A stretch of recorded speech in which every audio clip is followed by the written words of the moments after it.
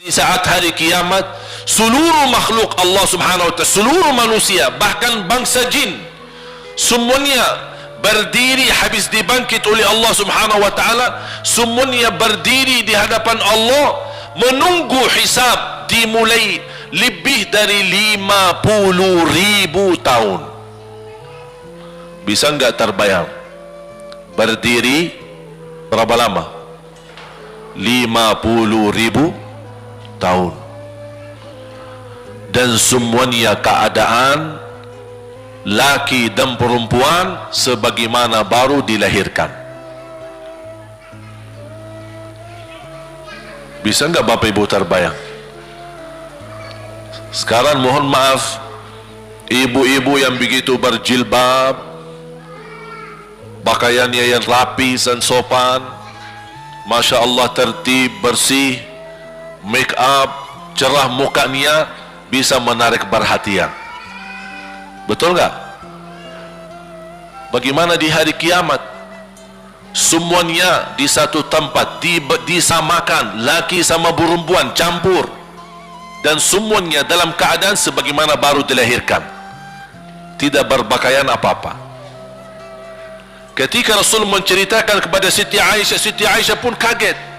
Ya Rasulullah, laki dan perempuan sama-sama. Kefikiran Siti Aisyah kemana? Malu dilihat oleh orang. Apa kata Rasulullah SAW? Wahai Aisyah, di saat itu kesibukan manusia pandang kepada Allah subhanahu wa ta'ala, menunggu hisab lebih daripada kefikiran yang lain. Bisa enggak terbayang? Saya yakin tidak bisa terbayang. Mohon maaf, apapun kesibukannya, biarpun dahsyat yang menarik perhatian, tetap ada kesempatan masih cuci mata. Betul enggak?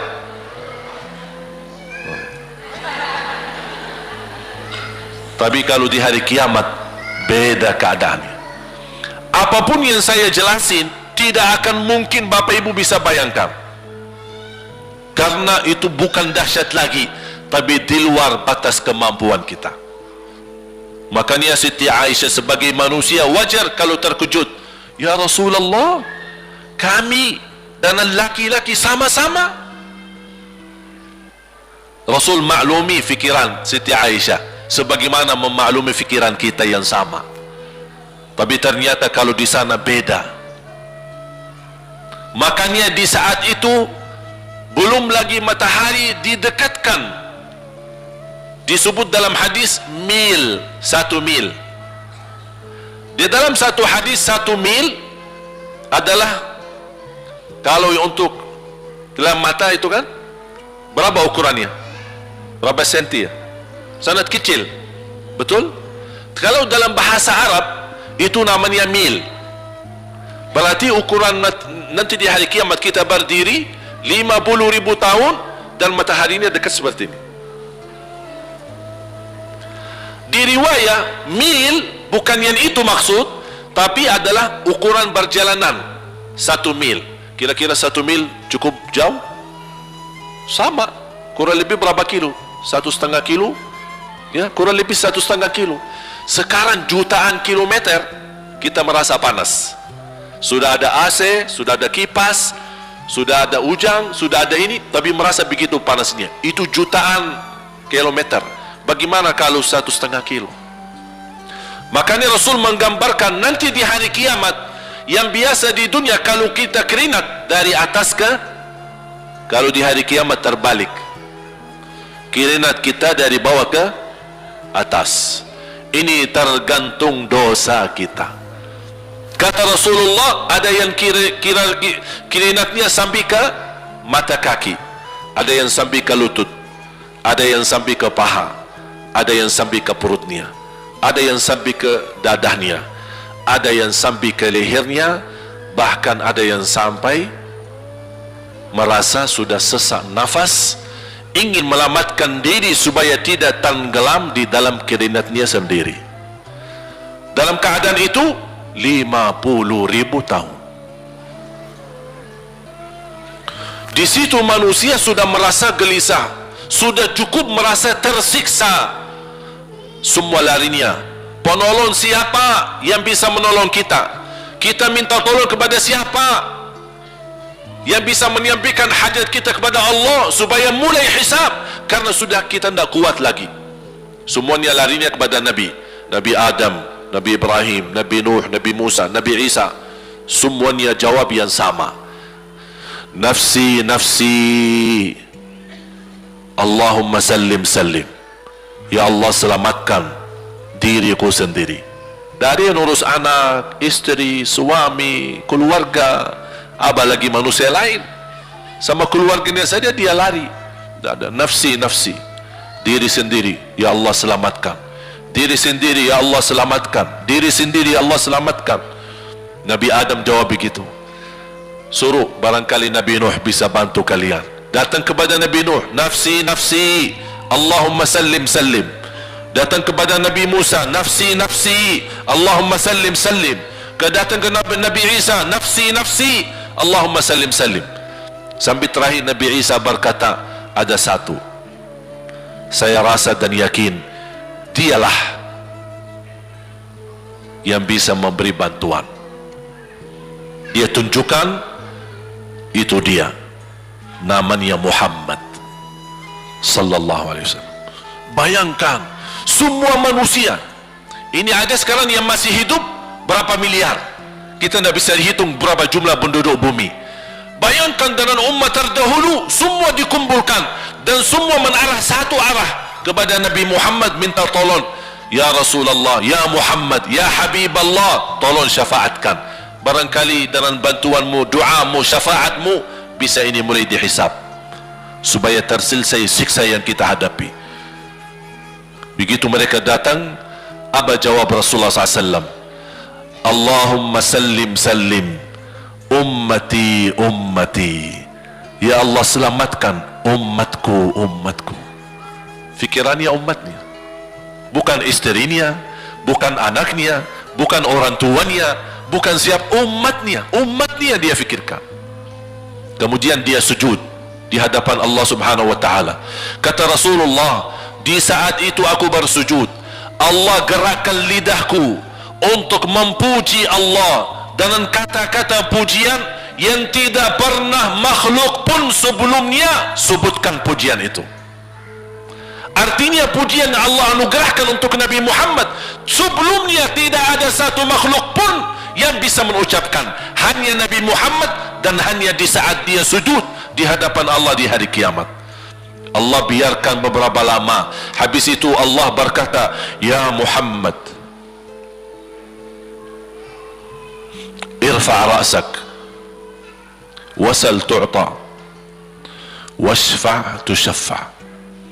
Ya Muhammad, angkatlah kepalamu dan silahkan minta apapun, aku berikan. Silahkan beri syafaat kepada siapapun, aku terima syafaatmu.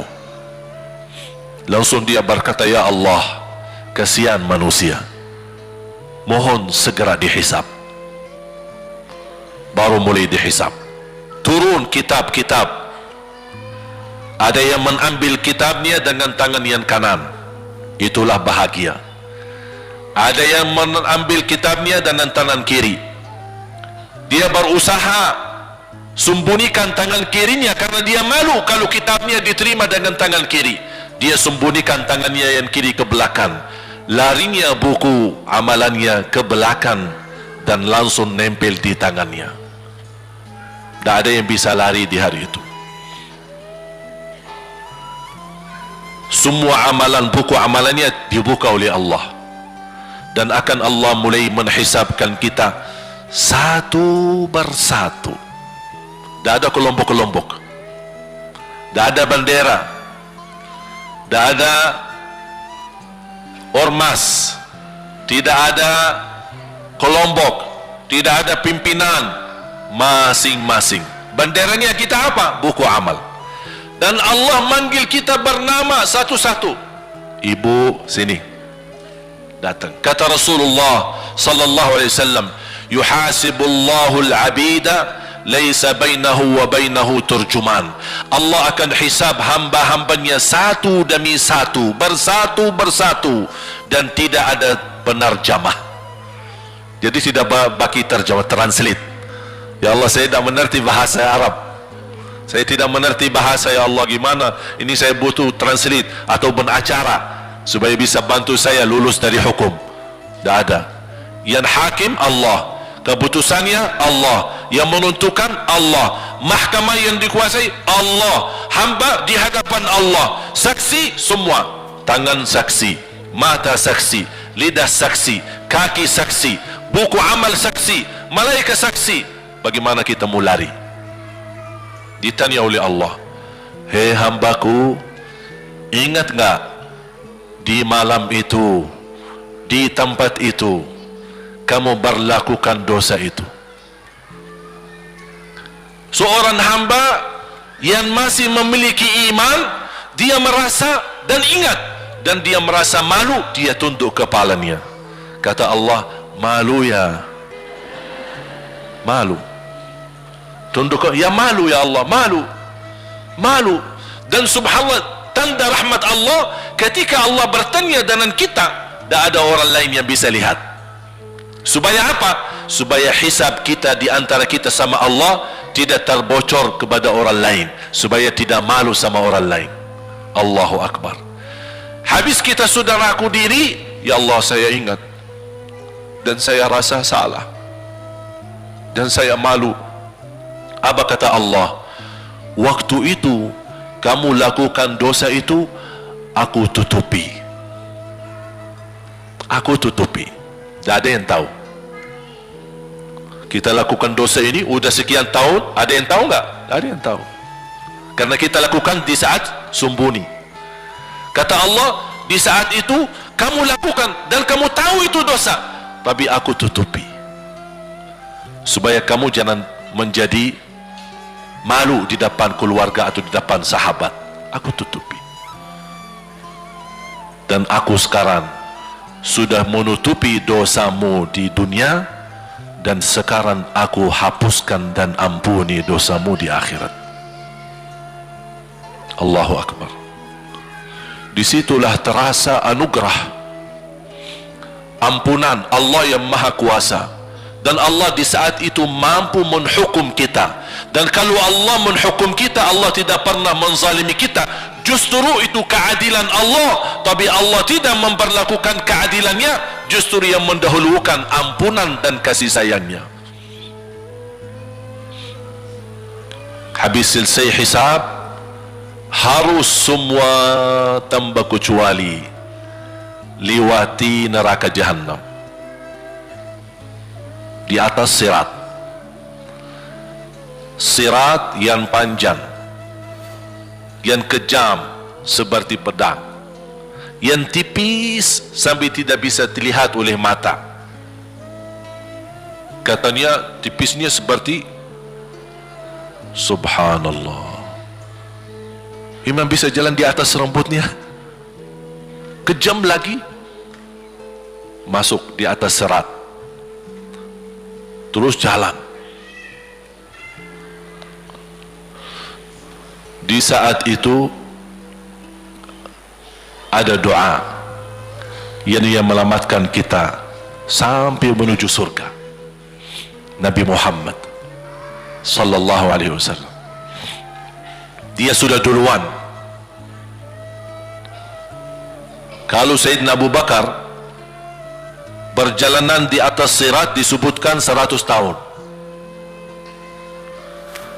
tapi Sayyidina Abu Bakar satu langkah di atas sirat, langkah kedua di depan pintu surga. Dahsyat. Ini Sayyidina Abu Bakar seperti itu. Bagaimana Rasul? Rasul sudah menunggu di depan.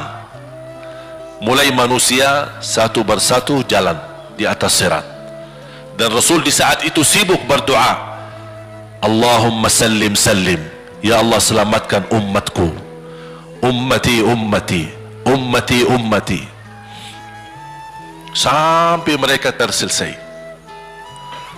Sampai di situ saja. Sebelum masuk surga ada berita gembira untuk umatnya Nabi Muhammad sallallahu alaihi wasallam.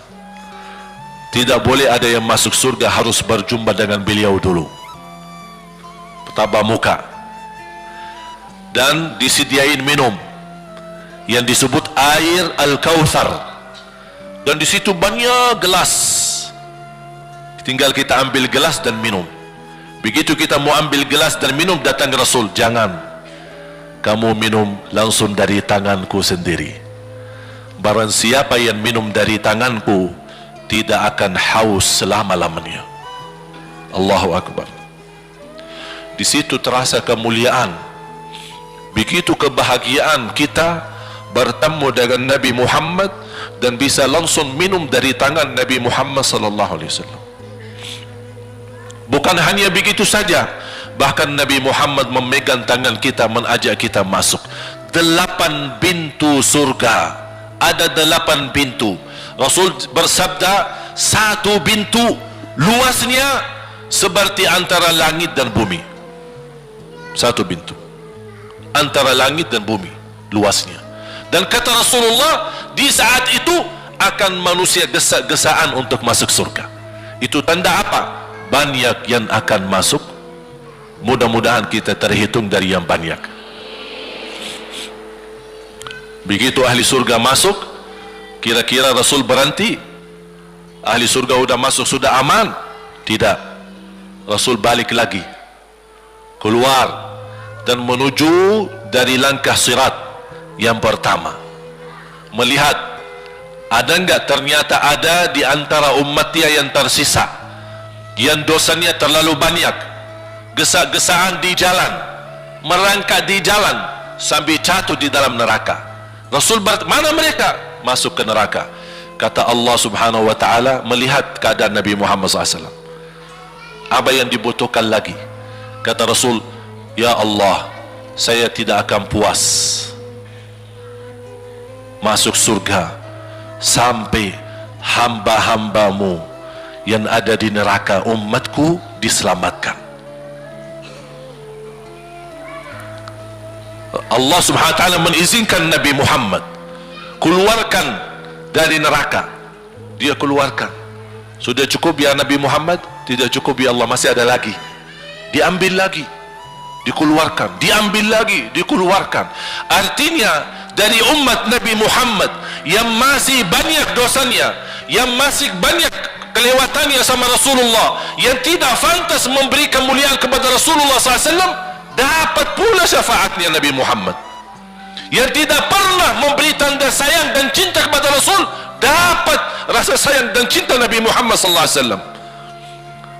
Sambil kata malaikat Jibril, demi Allah saya melihat Nabi Muhammad mengambil manusia dari neraka Jahannam, diselamatkan dari siksa dan membawa mereka ke surga. Kata malaikat Jibril, sambil aku kira tidak ada lagi yang tersisa di neraka Jahannam, saking banyaknya yang dikeluarkan oleh Rasul. Itu syafaat Rasul.